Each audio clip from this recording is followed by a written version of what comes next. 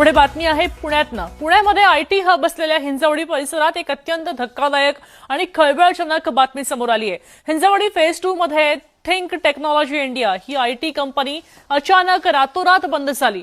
Think technology India कंपनीनं कोणतीही पूर्वकल्पना दिली नव्हती आणि थेट कार्यालयाला टाळं लगावलं। तब्बल 700 पेक्षा अधिक सॉफ्टवेअर इंजिनियर्स आणि फ्रेशर्सवर अचानक बेरोजगारीची कुऱ्हाड आता कोसळली आहे।